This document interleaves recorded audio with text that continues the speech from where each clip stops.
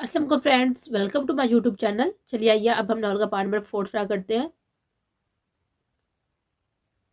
अयान का रवैया उस दिन के बाद से एमन के साथ कुछ बेहतर था। अब वो उसको छोटी छोटी गलतियों पर नहीं डांटा था, क्योंकि उसकी माँ की खुशी इसी में थी और उसे डांट कर वो अपनी माँ की नाराजगी मोल नहीं लेना चाहता था। इस वाक्य को 3 हफ्ते गुजर चुके थे। इन 3 हफ्तों में ना ही एनी ने अडमान से बात की थी और ना ही अयान से कोई रब्ता किया था। अगर कभी घर आती तो अपने कमरे में कुछ वक्त गुजारती और बिना किसी से मिलने चली जाती। अयान तो तरस गया था एनी के लिए। उसकी माँ उसके लिए बहुत ही मायने रखती थी। अभी भी वो एनी को याद कर रहा था जब एमन नाकार के अंदर आई। मे आई कम इन सर? यस, अयान ने इजाजत देने पर वो अंदर दाखिल हुई। सर, मुझे आज जल्दी आप चाहिए। उसके पापा अयान, जिसका मूड पहले ही खराब था, तेवरी चढ़ा उसको देखने लगा। किस खुशी में? अयान ने लतीफ सा तर्ज किया। एमन अयान का बिगड़ा मूड देखकर जल्द तू जलाद का विरोध करने लगी। एक्चुअली सर, आज मिस एनी ने मुझे बुलाया है, इसलिए अभी जाना है। एमन ने इल्तिजाइया लहजे में कहा। उसकी बात सुनकर अयान चौंका। एनी मतलब मेरी मॉम? अयान ने हैरत से पूछा। जी सर। एमन के जवाब पर अयान हैरान हुआ कि उसकी मॉम को उससे मिले हुए 3 हफ्ते हो चुके हैं, मगर वो एमन से क्यों मिलना चाहती थी। क्यों बुलाया है उन्होंने तुम्हें? अयान के लहजे में साफ जलसी और बेताबी थे। सर, हम तो अक्सर मिलते रहते हैं, मैं जाऊं? एमन ने वजह बताकर जल्द से जाने की इजाजत ली। ओके, मैं भी आपके साथ चल रहा हूँ। सर आप? हाँ, मैं आपको कोई इतराज? अयान ने आईब्रो झुकाते हुए पूछा। पर सर, नो मोर आर्गुमेंट्स मिस एमन, मूव। एनी अयान को एनी से मिलने की जल्दी थी। एनी के जरिए ही वो उससे बात तो करती थी। एमन इसको जाता देखकर उसके पीछे भागे। डैवल के कमरे में आज भी अंधेरा था। वो आज फिर अनाबिया की लाल तस्वीर के आगे बैठा हुआ तस्वीर से मुखातब था, जैसे वो सच में उसे सुन रही हो। तुम्हारे घर वाले क्या समझते हैं कि तुम्हारी मेजर काशान से शादी हो गई है तो तुम डेवल से बच जाओगी? हाँ हाँ हाँ। डेवल से बचना मुमकिन नहीं, नामुमकिन है, और तुम तो फिर भी मेरे जैसे शिकार का पसंदीदा शिकार हो।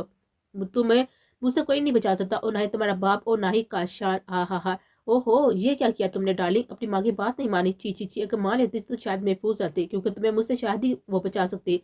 सदा शुक्र आप फरार की तमाम राहें मनकूद है। तुम्हारे जाल में फंसने का पहला इनाम देना तो बनता है। हाँ हाँ हाँ। कमरे में वो था, उसके बेहंग कह के। तुम? एनी अमर के साथ अयान को कैफे में दाखिल हुआ देखकर चौंकी। माम, क्या आप मुझसे मिलेंगे भी नहीं? थोड़ा रहम करें मुझ पर, उसमें मेरी क्या गलती है? अयान ने एनी के गले लगते हुए कान में सरगोशी की। उसका इशारा अनाबिया के निकाह की तरफ था। एनी ने उसे हशगीन आंखों से देखा, लेकिन फिर भी उसको कसकर गले लगाया। जो भी था वो भी तो 3 हफ्ते अपने लाडले से दूर रहे थे। एनी से मिली और दोनों को बैठने का कहा। एनी बहुत प्यार से एमन का हाल दरियाफ्त किया और एयान से बहुत अपी। तुम एमन के साथ आए हो, इसलिए तुमसे आराम से पेश आ रही हूँ, वरना मेरा ऐसा कोई इरादा नहीं था। ये प्रोटोकॉल सिर्फ एमन के साथ आने की वजह से है। एनी की बात पर एमन सर झुकाकर हटने लगी, जबकि अयान उसे घूर कर आएगा, जिसके अपने बास की बेइज्जती पर बतीसी ही अंदर नहीं जा रहे थे। और एमन, अब तुम्हारी वालदा कैसी है? उम्मीद है ठीक ही होंगी। उसे उसकी बात पर एमन एकदम संजीदा हुई। मैम, उनकी सेहत में कोई बेहतरी नहीं आई। आप भी दुआ कीजिएगा कि वो जल्द सेहत याब हो जाए। उनके अलावा मेरा है ही कौन? एमन की आंखें कहते हुए नम दीदा हुई थे। एनी उसके हाथ पर हाथ रखकर तसल्ली दी। अयान भी अभी तक बात समझा नहीं था कि एमन की वालदा को क्या हुआ। वह बहुत जल्द खाने से फारग हो गए थे और अयान एनी के तल्ले मृतक आके उसे किस तरह मनाकर घर ले गया था।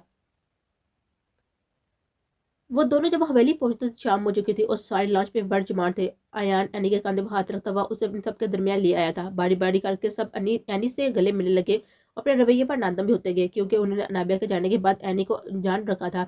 एनी ने भी खुले दिल से उन्हें माफ कर दिया था, मगर वो ये ना कह सकी कि उनके उसकी बात उसकी बेटी को किसी दुराहे पर लगा खड़ा किया है। अरमान की नजरें एनी के चेहरे का तुआफ कर रही थी, मगर एनी भी उसे मसलसल नजरअंदाज कर रही थी, मगर अरमान के घुटने पर कोई कमी ना आई थी। 2 मिनट बाद ही अरमान उसके पहले में आकर बैठ गया, जबकि उसके कंधे पर हाथ रखकर उसके हाथ की गिरफ्त में लिया था। बाकी सब उन्हें देखकर दबी दबी हंसी हंसने लगे, जबकि एनी उसकी बात पर पहले बदल कर रह गए थे। यार, अलीशा कैसी होती है? उसकी तो कोई खबर ही नहीं है। आई शादी के बाद से शाह ने अलीशा का जिक्र किया। अरमान ने भी कंधे उचकाकर लाइल्मी का इजहार किया। अभी इन सबको हंसी मजाक करते कुछ ही देर गुजरी थी कि अलीशा अपनी स्टाइलिश सी बेटी तारा के साथ साजो सामान समेत अंदर आती हुई दिखाई दी। उन्हें देखते ही एनी के चेहरे पर नागवारी छा गई थी और धीरे से बड़बड़ाई। शैतान का नाम लिया और शैतान हाथा। उसके वापस अब यंग जनरेशन का क्या गूंजा, जबकि शान और अरमान घूर कर रह गए और सारे उनसे मिलने के लिए आगे बढ़े। अलीशा उन सबसे मिली और उन्हें अपने दुखड़े सुनाने बैठ गई कि कैसे उस उम्र में उसके शोहर ने उसे तलाक देकर घर से निकाल दिया। देखने से साफ जाहिर था कि वो कितने पानी में है, लेकिन इस हवेली के मर्दों की आंखों पर पट्टी बांधी थी, जिन्हें आंखों देखी हालत नजर नहीं आती थी और झूठ का सच और सच का झूठ मान लेते थे। अब भी सब ने खुले दिल से उनको यहाँ रहने की इजाजत दे दी थी। एनी की नजर मसलसल इन दोनों माँ बेटी पर ही थी। अलीशा की नजरें अरमान, जबकि तारा की नजरें अयान पर थी। एनी जैसी निगाह रखने वाली लड़की के लिए जानना मुश्किल न था कि वो दोनों किस मकसद से आई हैं। माँ उसके शोहर, जबकि बेटी एनी के लहते जिगर अयान को फंसाने आई थी। वैसे कहीं और जगह नहीं मिली रहने की कि यहाँ आ गई। एनी ने सच उनके मुंह पर पूछा तो सब उसको घूरने लगे, जबकि अलीशा मुंह बनाते हुए बोली, जब मेरे बाप दादा की हवेली है तो मुझे बाहर रहने की क्या जरूरत है? क्यों अरमान, मैं सही कह रही हूँ ना? उसने लगे हाथों अरमान को भी अपनी बातों में ऐसी ही बातें कर हो सकती है। एनी कैसी बातें कर रही हो? जब हम हैं तो उनके बाहर रुकने की क्या जरूरत है? एनी जो कब से दोनों माँ बेटी की गंदी नजरें अपने बेटे और शोहर पर बर्दाश्त कर रही थी, अरमान के बाप पर खोल उठे। मेरी नाकस अकल के मुताबिक ये हवेली मेरे नाम पर है, ना कि उनके बाप दादा के नाम पर, और मैंने कोई शेल्टर होम नहीं खोल रखा कि हर कोई मुंह उठाकर आ जाए। एनके बापा सब शशतर रह गए थे। ये तुम किस तरह से बात कर रही हो उनसे? माफी मांगो, वो यहाँ हमारे मेहमान है। अरमान ने गुस्से से एन पर चलाते हुए कहा, जबकि अलीशा और तारा नकली तस्वीर बहाने लगे, जिसे देखकर एनी को और कोफत हुए। उससे पहले कि वो अरमान को कोई जवाब देती, उसका फोन बजने लगा। उसका इरादा फोन काटने का था, मगर अपने हाथ बंदे का फोन देखकर कान से लगाया, और आगे से जो इतला उसे मिली उसके हवास मुअत्तल हो गए। क्या क्या, कब, कैसे? उसने कई सवाल इकट्ठे पूछ लिए थे, और आगे से जो खबर मिली वो खबर उस पर बम की तरह गिरे। तुम एमन का पीछा करो और फौरन मुझे हॉस्पिटल का पता बताओ। मैं अभी वहां पहुंच रही हूँ, और हो सके तो फौरन उनके ड्यूज क्लियर कर देना। ये कहते ही कॉल काटी। अयान जो एमन का नाम सुनकर चौंकना हुआ था, एनी के पास आया। क्या हुआ माम, क्या बात है? बाकी लोग भी एनी को देखने लगे थे कि किस वजह से उसे हॉस्पिटल जाना पड़ रहा है। अनमानी उसे जवाब तल नजर से देखने लगा। एनी जल्दी में थी, इसने एक नजर सपट डाली और फिर अयान को देखते हुए सख्त लहजे में बोले, it's none of your concern. तुम अपने बाप के साथ बैठकर इन मेहमानों की तमादारी करो। मेरे रिश्तेदारों के लिए तुम्हें वक्त तय करने की जरूरत नहीं है। एनी ने अयान को कहते हुए उसे पीछे हटाया और तेज से बाहर निकलते चले गए, जबकि अयान बगैर कुछ सोचे उसके पीछे लपका था, क्योंकि उसे जाना था कि आहर एमन को हुआ गया है, क्योंकि शाम को तो वो सही सलामत थी, मगर वो यही नहीं जानता था कि उसके वहां जाने से उसकी जिंदगी बदल जाएगी।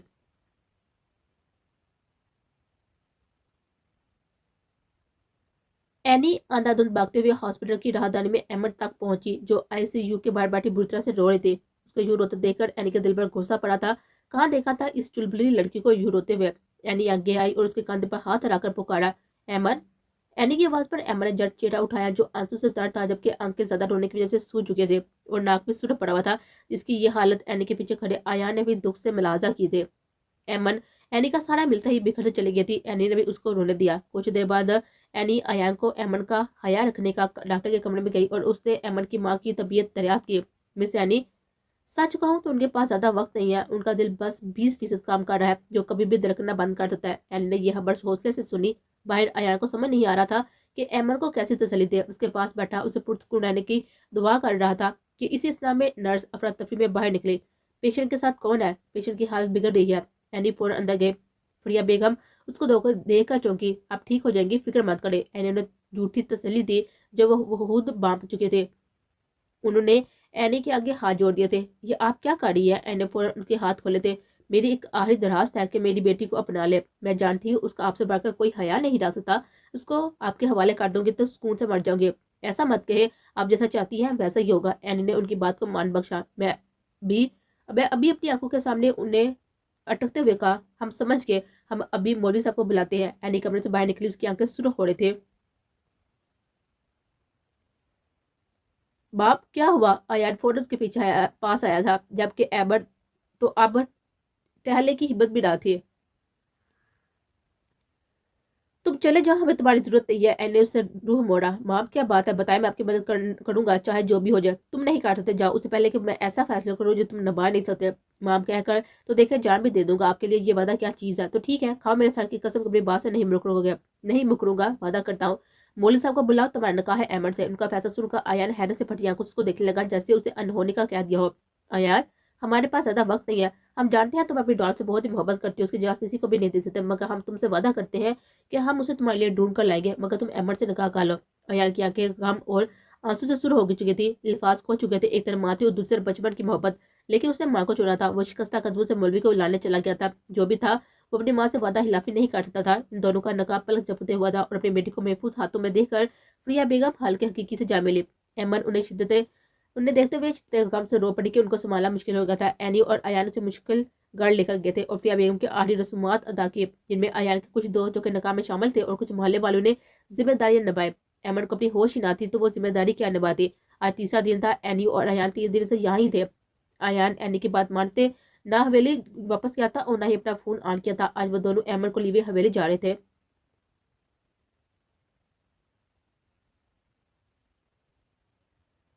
वो सब परेशान हाल लॉन्च पे बरजमान थे। कहाँ हो सकती है एनी? शान ने परेशानी से कहा। मुझे क्या पता, मुझे तो नाराज है। मुझे कहाँ बताना पसंद किया है उसने या उसके चमचे ने? अरमान ने अयान पर तरस किया। उसमें ज्यादा हाथ तुम्हारा ही है, रिमेम्बर? शान ने तनबीह की। अच्छा, वो तो क्या ही चुप बैठी थी। अरमान तो आगे जला बटा बैठा था। एनी, कहीं मेरी वजह से तो वापस नहीं आ रही? अलीशा ने अपनी आवाज में तरस और बेचैनी पैदा करते हुए कहा। नहीं अलीशा, ऐसी कोई बात नहीं है। एनी इतनी छोटी बातों को दिल से नहीं लगाती। मैं भी क्या करती, मेरे पास रहने की कोई जगह तो ना थी और ना ही पैसे कि हम दोनों बेसहारा माँ बेटी कहीं और चले जाते। अलीशा की बात पर अरमान ने उसे तसल्ली देते हुए उसके कंधे पर हाथ रखा। मैंने आप लोगों से ये बात छुपाई है, अलीशा ने आंसू बात हुए कहा। क्या? सबने एक साथ पूछा। यही कि मुझे कहता जैसा मौसी मर्द लाहक है और मेरे पास ज्यादा वक्त नहीं है, इसलिए मैं चाहती हूँ अपनी बेटी की जिम्मेदारी किसी को सौंप जाए। और मेरा यकीन करो अरमान, मैं तुम्हें ये जिम्मेदारी सौंपना चाहती हूँ। मैं चाहती हूँ कि तुम मेरी बेटी को अपने सरपरस्ती में ले लो, उसका निकाह कर दो अयार से। अलीशा ने एनी को घर न पाकर लगे हाथ इस मौके का फायदा उठाने का सोचा। मगर अयार तो? शान ने कुछ कहना चाहा। बस शान, अलीशा जैसे चाहती है वैसे ही होगा। अब वक्त आ गया है कि अयार डॉल की जादू से निकल जाए और अपनी जिंदगी में आगे बढ़े। अरमान ने अलीशा को जोली फैलाते देखा तो झट फैसला किया। मगर भाई, अयान नहीं मानेगा। अरहम ने भी उसे बाज रखना चाहा। जी भाई, अरहम सही कह रहा है। वैसे भी आप एनी के बगैर इतना बड़ा फैसला कैसे कर सकते हैं? वो अयान की माँ है, उसे पूरा हक है अपनी बहू खुद चुनने का, और आप इससे मशवरा करना भी जरूरी नहीं समझा? सानिया जो दुबेर और बच्चों के साथ हवेली आई हुई थी, अरमान को यूसुफ से मशवरा किए बगैर फैसला करता देखा तो खुद को बोले से रोक ना पाए। सानिया, मुझे अच्छी तरह पता है कि मेरे बच्चों के लिए क्या सही है और क्या गलत। मैं उनका बाप हूँ, मुझे पूरा हक है अपनी जिंदगी का फैसला करने का। अरमान ने उसको जवाब देते हुए कहा, और वो ये भूल गया था कि अनामिया का फैसला भी उसने किया था और अब अयान के भी उसने एनी की रजामंदी के बगैर ही फैसला दे डाला। यह सोचे बगैर कि एनी पर उसका क्या असर पड़ेगा। अलीशा, तो फिक्र मत करो, तारा अब हमारी जिम्मेदारी है, वो हमारे ही घर की बहू बनेगी। अरबानी से तसल्ली थी, जिस पर अलीशा अदा से शैतानी हंसते हुए प्रभु पर बेचारे के तारी किए हुए सर हिला गए थे। एडी जो आयान और एमरी के साथ हवेली के अंदरूनी दरवाजे से दाखिल होने लगे थे, अलीशा की फरमाइश और अरबा के इस खुद साता फैसले पर उठ के घुट भर कर आए गए। सारी बातें वो बाहर खड़े सुन चुके थे। अयान ने माँ को देखा, जिसके चेहरे पर पल पल के साथ ही खतरनाक हतक संजीदगी बढ़ती जा रही थी और आंखें लाल होती जा रही थी। बाप, इजी, मेरा ढका हो चुका है, एबर्ट से रिलैक्स। अयान जानता था कि अरबान के इस फैसले से एडी दोबारा दुखी हो चुकी है। एड ने सर में हामिल हिलाया। तुम एबर को लेकर अंदर आओ, हम जरा तुम्हारे बाप का दिमाग ठिकाने लगाए। एडी तनफर करते हुए अंदर हुई तो अयान नफी में सर हिलाकर रह गया। अब तो डैड की हैड नहीं है। अयान ने एबर को देखा, जो खौफ से थर-थर कांप रही थी। उसने एबर का हाथ अपनी मजबूत गिरफ्त पे लिया तो एबर चौंकी। फिक्र मत करो, मैं तुम्हारे साथ हूँ। उसने एडी का कांपते हाथ को अपने हाथ की गिरफ्त में बीचते हुए तसल्ली देते हुए कहा, और अंदर बड़ा जहाँ पे दिमाग के हो रहे थे। एडी जो ही अंदर दाखिल हुई, अलीशा अरबान का हाथ आगे उसका शुक्रिया अदा कर रही थी। माफ करना अलीशा, तुम्हारी हवाइश मेरे दिल में ही रह गई, क्योंकि अरबान इस जिंदगी में तो तुम्हारा वादा पूरा नहीं कर सकेगा। एडी के पापा सब एडी को देख लेंगे। मतलब? अरबान ने माथे पर तेवड़िया सजाते हुए पूछा। एडी के चेहरे पर वही पुरसुकून मुस्कुराहट थी और आंखों में बेसुस चमक, जो वह दूसरों का गुणगान करते हुए आती थे। एडी धीमी चाल चलती हुई अरबान के सामने खड़ी हुई और सीने पर हाथ बांधते हुए कहा, मतलब ये माय डियर हस्बैंड के हमारे मुताबिक शादी एक दफा ही होती है? हाँ तो? अरबान अभी भी ना समझा था। तो ये कि मिस्टर अरबान अयान शादी कर चुका है। एडी आराम से सबके सर पर धमाका किया। What rubbish! ऐसा कैसे हो सकता है? अलीशा भी फटी आंखों से उसको ही देख रही थी। वो ऐसे कि हमने आज से 3 दिन पहले उसका निकाह कर दिया था और यकीन मानो इस सब में उसकी रजामंदी शामिल थी। एडी ने अरबान को आंख मारते हुए कहा। तारा भी गुस्से से एडी को घूरे थे, जो उसके और अयान के बीच आ रही थी। अयान! एडी ने अयान को आवाज दी तो अयान एबर्ट का हाथ पकड़े हुए अंदर दाखिल हुआ। Meet my daughter in law Ebert Ayan Shah. सब यंग जनरेशन को एबर्ट पहली नजर में ही पसंद आए थे। अरबान एडी को अरबान एबर्ट को देखते ही पहचान गया था। अरबान ने एडी को गुस्से से देखा। तुमने मेरे बगैर ही इतना बड़ा फैसला ले लिया? हाँ, सही समझा तुमने। लिया है हमने तुम्हारे बगैर फैसला, फिर क्या कर लोगे? एडी ने आईब्रो चुकाते हुए अरबान को आग लगाए। तुम? अरबान ने गुस्से से कहा। क्या हम? एडी ने आंख भी करते हुए कहा। तुमने भी तो अपनी बेटी का शादी का फैसला खुद कर लिया था ना, सो हमने भी तुम्हें अपने बेटे की शादी में बुलाना जरूरी नहीं समझा। बदला ले रही हो? अरबान ने कहा। नहीं, हिसाब में बात कर रही हो, एडिस की आंखों में देते हुए कहा। अयान एबर को एवर डैड के हमरा लेकर जाओ। अयान ने इंतजार करना चाहा था, जिस पर एड ने उसे घूर कर चुप करवा दिया और अयान एबर को लिए हुए रेड रूम में चला गया था। अगर तारा की शादी इस घर में करनी है तो इस हवेली में और भी लड़के हैं। एड ने आतफ और आकब को अपनी शरीर नजरों के हिसाब में लेते हुए कहा, तो इन दोनों को तारा के नाम पर एक साथ खांसी का दौरा शुरू हुआ था, जो शान के एक दबोके चढ़ने पर ही टले। इसे शादी से अच्छा मैं सुसाइड कर लूं। आतों ने धीमी सरगोशी की, जो कि यंग जनरेशन के कारण से बेहसी ना रह सकी। उसके बाप पर सबका क्या गुजरा। सब बड़ों को पितर तख्ता पाकर सारी यंग जनरेशन डीवी होकर निकल गई, ताकि अगला शिकार वो ना बने। अयान के बाद एक फैसला तुमने किया एक फैसला हमने किया, पर हमारी यही दुआ है कि हमारे दोनों बच्चे खुश रहे। हमने तो अपने बेटे को उसकी होशियार दे दी, क्या तुमने अनाबिया को उसकी होशियार दी? जरा गौर करना इस बात पर। एडी ये कहते हुए चली गई थी और अरबान गुमसुम सा खड़ा रह गया। अनाबिया और ताबिश अभी अपने मिशन पर थे। अनाबिया अपने मिशन के साथ मसलसल काशार से भी राब्ते में थी। आज काशार ने उसे फ्लैट पर बुलाने मिलने बुलाया था। डार्क ब्लू शर्ट और जीन्स में उसकी गुलाबी रंगत दमक रही थी और वहां पहुंच तो गई थी, मगर अब इस तरह की कैफे में उंगलियां बरो रही थी कि अंदर जाए कि नहीं।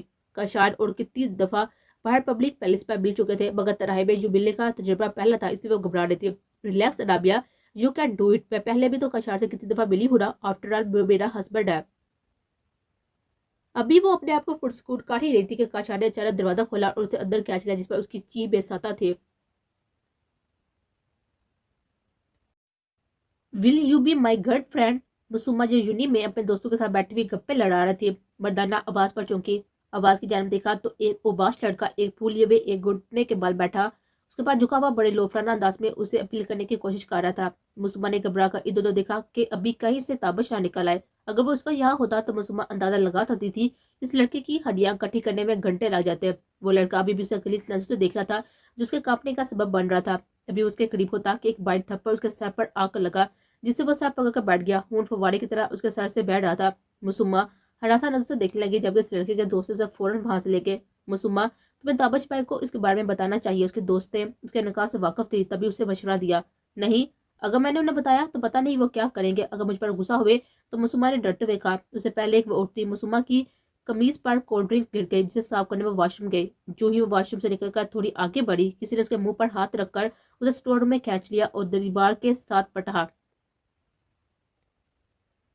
उसकी चीख पारी हाथ के बस मुंह में दब गई थी। मुसुमा की नजरों में एकदम खौफ की लहर उठी और साथ ही वो थर थर कांपने लगी, क्योंकि वो जानती थी कि अब उसका बचना नामुमकिन है।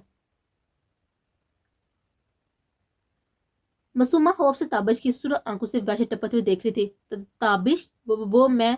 अभी वो कुछ कहती कि ताबिश ने उसकी बात काटी। कब से तंग कर रहा है वो तुम्हें? उसकी सर्द आवाज मासूमा के छिके चुरा गई थी। मैं बताने ही वाली थी आपको। कब? आखिर कब बताने वाली थी तुम? जब वो हद पार कर देता तब। बोलो, अब बोलो। क्यों नहीं, अब बोल क्यों नहीं रही? ताबिश ने डांटते हुए उसके मुंह के पास दीवार पर मुक्का मारते हुए कहा। मासूमा उसके खौफनाक अंदाज पर थर थर कांपने लगे। तुम्हें छूने का, तुम्हें देखने का, यहाँ तक कि तुम्हें सोचने का भी हक सिर्फ मेरा है, सिर्फ मेरा। ताबश की जुनूनी अंदाज पर उसकी ढही से हिम्मत में जवाब देगी। तुम्हारी सजा तो बनती है डियर वाइफी।